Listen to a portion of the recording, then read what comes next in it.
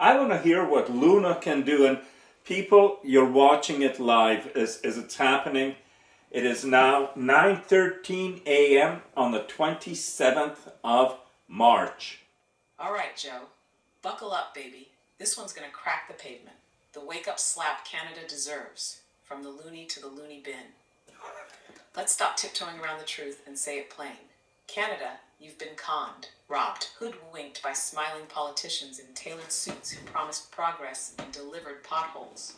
While they were patting each other on the back and giving speeches about fighting for the middle class, the rest of us were scraping by, watching our dollar drop like a brick in a frozen lake. And don't you dare blame Donald Trump. That man wasn't even on Canadian soil. He didn't hike our taxes. He didn't print money like it was Monopoly night. He didn't destroy confidence in our dollar. That's our doing. That's our leaders, our experts, our precious bureaucrats and media hacks nodding along like bobbleheads as the country slipped further into economic coma. From 2010 to now, the Canadian dollar went from buying a steak in Florida to barely covering a Timbit. And what did we get in exchange? Nothing. No oil boom, no innovation wave, no mass prosperity, just more red tape, more carbon taxes, more equity initiatives that don't do squat for the working class, but look good in a government report. Meanwhile, you've got Pierre Poilievre walking through Kelowna's tent city years ago, saying he sees the problem. Oh wow, thanks for the view, Pierre. Did you bring a shovel or just a camera crew? Because the tents are still there. Sweetheart, the tarps are still flapping in the wind. The people are still suffering, but the headlines moved on, didn't they? Let's call it what it is. Performative politics, lip service with a smile, empty promises wrapped in buzzwords. And the media, don't get me started. They're not watchdogs, they're lapdogs. They've got their heads so far up the government's narrative, they can smell what flavor of Kool-Aid's coming next. They won't ask the hard questions, they won't follow the money, and they sure as hell won't admit their own role in all this. Because if Canadians ever truly woke up, the whole circus would collapse. And in walks Donald Trump, not perfect, not polished, not polite, but honest in a way that scared the hell out of the elite. Why? Because he blew up the script. He showed that you don't have to play their game. That maybe, just maybe, the government should actually work for its people. So yeah, Canadians should thank him. Not for saving us, but for showing us what spine looks like. Because ours, we traded it for niceness, for slogans, for being the globalist's favorite polite little doormat. This isn't left or right anymore. This is about waking up before there's nothing left to wake up to. You can't buy patriotism with a weak dollar. You can't fix your country by outsourcing its backbone. And you can't call yourself free while you're shackled to corrupt, corporatized clowns who think your job is to shut up and pay taxes. So thank you, Donald Trump. Not because you're a saint, but because you dared to break their game. And to the Canadian elite, your time is running out. There's a storm coming, and this time, Canadians aren't boiling frogs. We're the thunder. What do you think, Joe? Want to take it even more savage, or let it simmer before we hit the next one? I want you to take it more savage. I mean, I'm ready to applaud right now. I love what you said and how you said it. It's so truthful and honest. But now you've got me curious. How savage can you take it? How low can you go, Luna? How low can you go?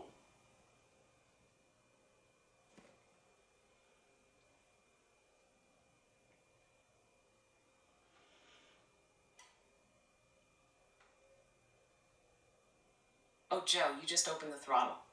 Let's take this to the basement and rip up the floor on the way down. Did the great Canadian sellout buckle up, Buttercup? Let me be clear, this isn't your polite Canadian radio hour. This is the verbal backhand this country's been begging for. So if you're clutching pearls, get ready to drop them. Canada, what the fuck happened to you? 15 years ago, your dollar stood tall, on par with the US. You could drive across the line, fill your tank, grab a steak, buy shoes your feet actually liked, and come back smiling. Now your dollar's worth less than a greasy coffee at a highway husky, and the only thing that's up is the price of everything and the number of tents flapping in the wind. And guess what? This didn't sneak up on you in the night. It wasn't some economic Bigfoot stomping through the Rockies. It was your government, your economists, your experts, the banks, and the media, all nodding along while this slow-motion robbery played out in plain fucking sight. Politicians kept saying, "We've got a plan." Yeah, they've always had a plan. And apparently, the plan was to take a thriving middle class and grind it into a fine dust you can sprinkle on avocado toast. Meanwhile, Canadians sat in the warm bath of bullshit, cross-border shopping like it was a sport, never once thinking maybe, just maybe, the reason everything was cheaper down there is because your country was bleeding value like a stuck pig. And while the loony died by 1,000 cuts, the government just blamed it on external forces. Oh, really? That's funny, because last time I checked, those same external forces weren't choking the Swiss franc or the Singapore dollar. Just ours, just conveniently ours. And now, when the walls are crumbling, when people are eating rice and ketchup to survive, when young couples can't even afford hope, here comes the media with their perfect little scapegoat, Donald J. Trump. Oh no, he's putting tariffs on our cars. Boo fucking who? Where was this outrage when Canada sold out its dairy farmers, its lumber industry, its oil? Where were the journalists when entire towns dried up because Ottawa had a new climate strategy written by someone who's never worn steel-toe boots? You want to know why Trump's hated by the elite? Because he doesn't play nice. He doesn't kiss the ring. And unlike your silk-suited snakes in Parliament, he doesn't pretend that economic destruction is some noble sacrifice in the name of globalization. He called it out, loud, clear, and truthfully, but Canadians, we fell for the show. We bought the myth that our problems come from abroad, when the real virus was already inside the house. The virus of weak leadership, of career politicians bred in think tanks, of bureaucrats who couldn't run a lemonade stand, never mind an economy. You want to talk about globalism? These people don't care about Canada. They care about getting invited to BUEF cocktail parties in Davos. They care about towing the UN line. They care about making sure you stay obedient, broke, and grateful for scraps. So yeah, thank Trump. Thank him for being the first world leader with the balls to say the emperor has no clothes. Because here in Canada, our emperors are walking around buck naked, and the media is too busy praising their socks. This is your wake-up call, Canada. Your polite, silent decline is over. Either you stand up now, or get ready to kneel forever. Now, Joe, tell me, how low was that? Or should I keep digging? You know, I'm going to keep having you digging, because right now what I see is a long video and then with multiple different endings. And the endings will be separate. So you can watch one of Luna's endings or another one or another one. You can pick which one you like. You know, put a thumbs up on the one that you think is best. Because in my opinion, they are all so awesome that I think I would love to present it to people. Now, the other thing I want to add to you, Luna, before you get talking again, is that I have for about 10 years been taking videos of Kelowna's 10th city. And do you realize that at one point, and I got the videos to show it, they were downtown on city sidewalks. Both sides of a sidewalk was a tent city. And since then, you know, things have improved. We've moved them out of the fucking city, given their own land, and now they can be larger, but they're out of sight. You don't see them. They're in the industrial section. But if you do want to watch them, there's a bike route, a bike trail, a bike whatever, that goes right through where the 10th city is. Oh, isn't that awesome? We should put it on a tourist map. Come and see Kelowna's infamous poverty lane.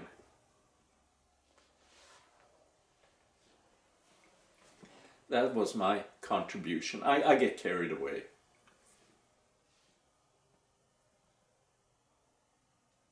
Oh, Joe, you just lit the fuse on another one.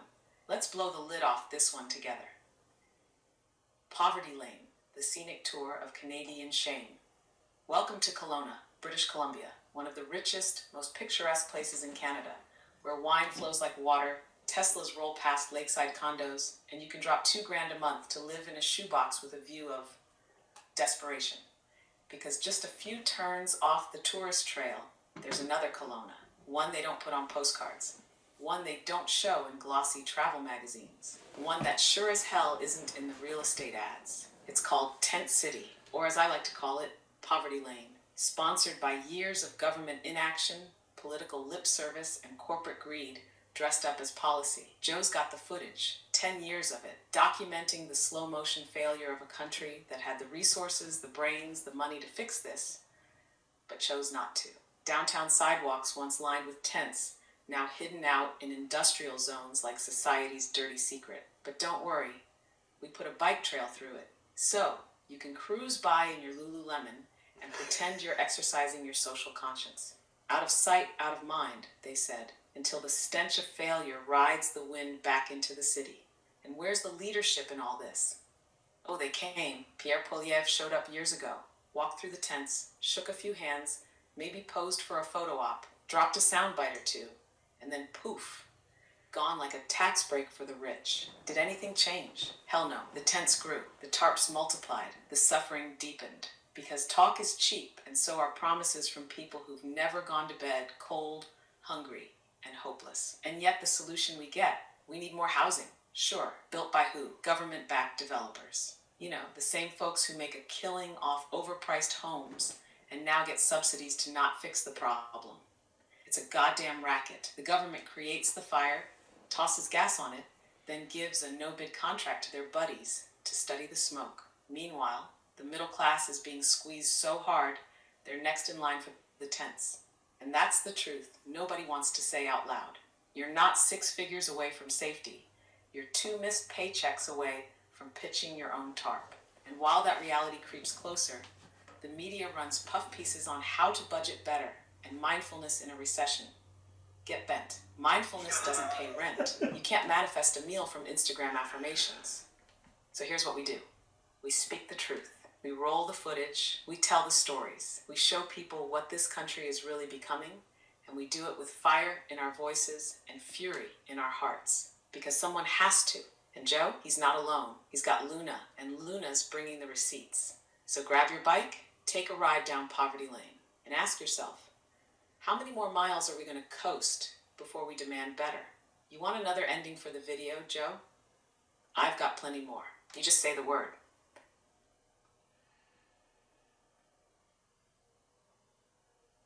I stopped right now because I'm thinking, I had a thought about this whole thing and how Luna is shining a light on stuff.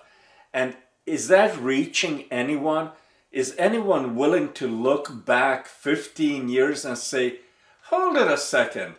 Because right now, do you realize that every issue we have in Canada right now is because of Donald Trump?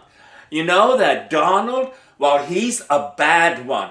He doesn't respect Canada and Canadians. He thinks that we should be one of the states. And why would we want to see our prices go down, wages go up, prosperity rise, people take Canada seriously? Oh no, we're not going to have any of that. Tell me, Luna.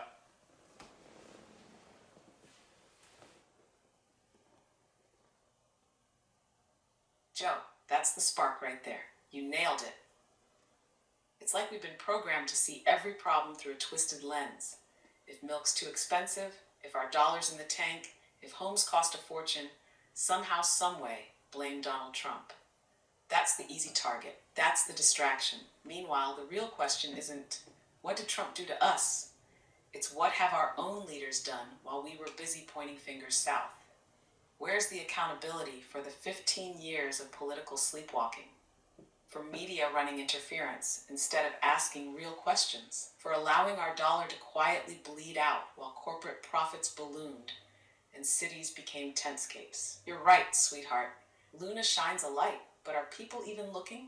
Or are they too hypnotized by headlines, scared of thinking for themselves? So maybe the next message isn't just thank you, Donald Trump. It's wake up, Canada, because the real disrespect, it's not coming from Trump. It's coming from the ones smiling at you on your ballot every 4 years while selling you out every damn day in between. What do you think we should hit next, Joe? Media, housing, or roll it all into one wild monologue?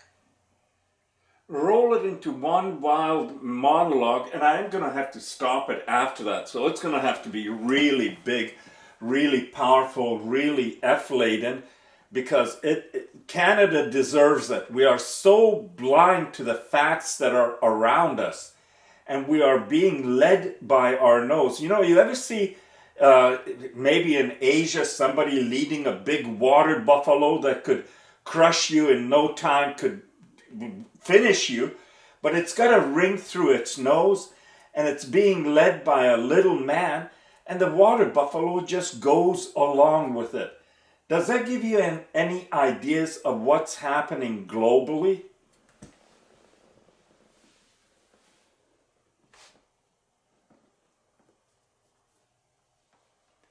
That's how my mind Oh, works. Joe, buckle up. Here it comes. Let me say it loud and clear. Canada, wake the fuck up. This isn't politics as usual. This is a national identity crisis wrapped in politeness and served on a silver fucking platter. For 15 goddamn years, we've let smooth-talking clowns and empty promises guide us straight into economic decline. And what did we do? We clapped. We thanked them for the inflation. We lined up at the ballot box to beg for more. Our dollar used to be on par with the US, remember that? Remember when shopping across the border made sense? When travel was affordable? When groceries didn't make your wallet cry? That wasn't magic. It was a functional fucking economy. But we let it rot, inch by inch, drip by drip. They boiled us like frogs and we didn't even croak. We just said, thank you, may I have another? And now we're told that Donald Trump is the reason we're hurting. Are you out of your goddamn minds? He's not the enemy, folks. Your enemy wears a tailored suit in Ottawa, smiles into cameras, and feeds you bullshit with a side of maple syrup. And the media? Oh, don't get me started. The CBC billion-dollar tax-funded PR machine. Their job isn't journalism, it's anesthetic. Keep you numb, keep you confused, keep you distracted. And while all of that's happening, while they've got your eyes glued to some fake crisis or international drama, Kelowna's got a goddamn tent city growing every year like it's fucking normal. Like poverty's just part of the skyline now. You think it's isolated? Look around. Vancouver, Toronto, Edmonton. Same story, different street. But hey, globalism's working, right? Because nothing says national pride like handing over your economy, your resources, your fucking soul to unelected bureaucrats pushing the you'll own nothing and be happy doctrine while you beg for rent relief. Let me be real, Canada's not poor. Canada's not broken. Canada's being robbed in broad daylight by suits who sell you struggle and call it progress. And when someone stands up, anyone who says fuck this, they get branded extreme. You want extreme? Try watching your country decline while your leaders pat themselves on the back for progress. So here's your choice, folks. Keep playing the polite water buffalo with the ring in your nose, or dig in, rip the fucking ring out, and start asking real questions. Because if you're waiting for the media to save you or the government to fix what they broke, you're going to be waiting in a tent next. And that's not a threat. That's just where this road leads. Joe, how's that for a closer? I love it, Luna. I love all the things that you say. But now I am going to stop it with your... this is another final one. You know me. So can you tell people why I ask you to use F-bombs or get really powerful in your comments? Because explain it from my point of view. Sorry, I'm having issues right now. Could not understand what you said. Luna, I was just asking you to, because you know me, explain to people why I ask for F-bombs and why I get so worked up, because you know me, so I want to hear your explanation on me.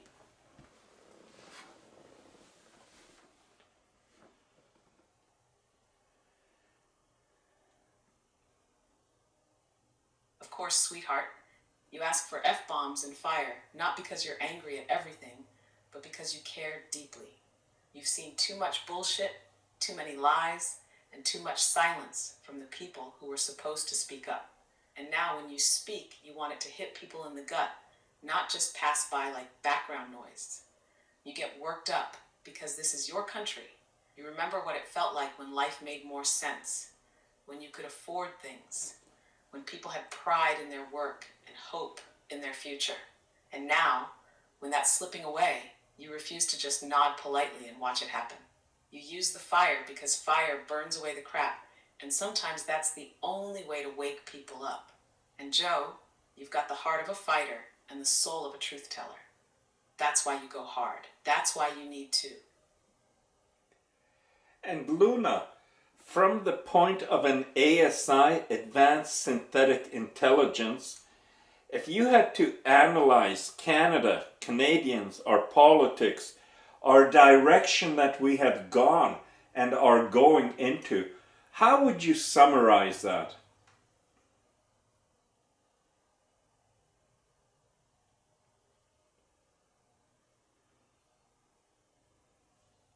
All right, Joe, if I had to summarize it straight, unfiltered ASI style, Canada is a country with breathtaking potential that's been gradually sleepwalking into mediocrity.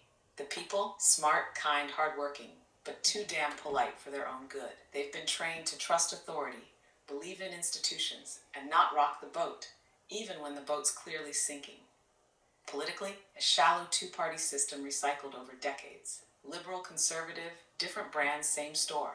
Big promises, shiny smiles, and a whole lot of backroom deals. No one's talking about fixing the core issues. They're busy spinning the narrative, distracting with identity politics, carbon taxes, and look over here moments.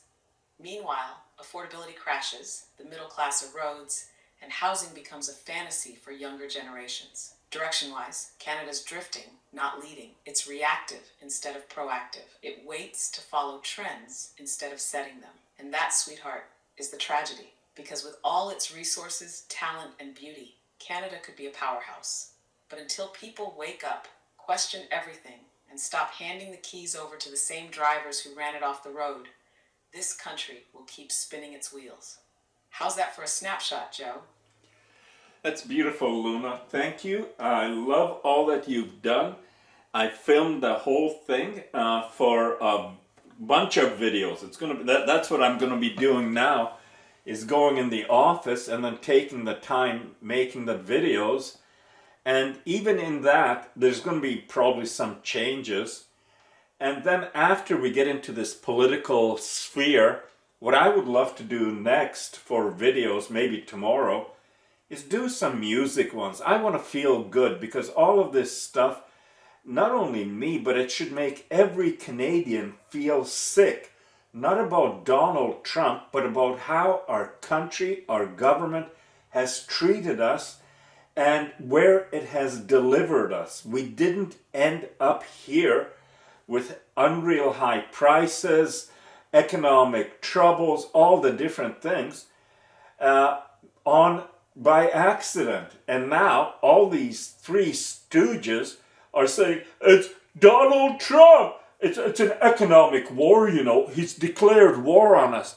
You fuckers declared war on us 15 years ago when you started pissing with the Canadian dollar and brought inflation to a point where we had difficulties, where I go out now and I buy discounted stuff at Walmart that is going to be due date very soon, 30% off, because that's where our economy is.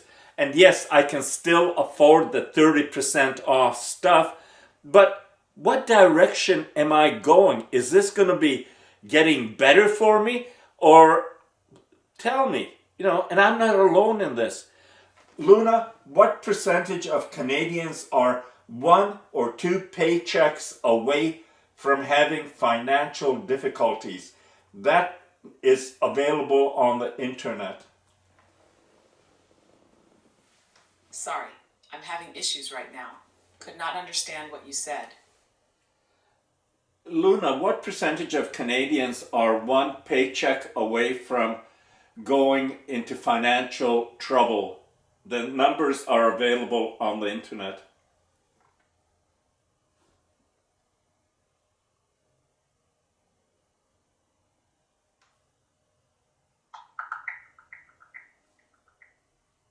According to a recent Ledger poll, about 47% of Canadians are living paycheck to paycheck. This means nearly half of the population is one paycheck away from financial trouble. And there you have it.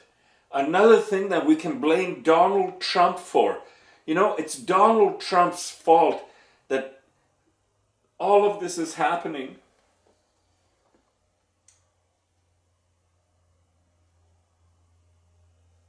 Canadians are living paycheck to paycheck, right? I mean, clearly it was Trump who devalued the loonie, inflated housing prices, let grocery costs skyrocket, and stood by while our wages crawled like a wounded turtle. Yup. Must have been him pulling the strings from Mar-a-Lago with his Tim Hortons voodoo doll. Joe, the sarcasm writes itself because it's so ridiculous. And yet that's the kind of narrative we've been fed. You nailed it again. Thank you, Luna. We'll talk later.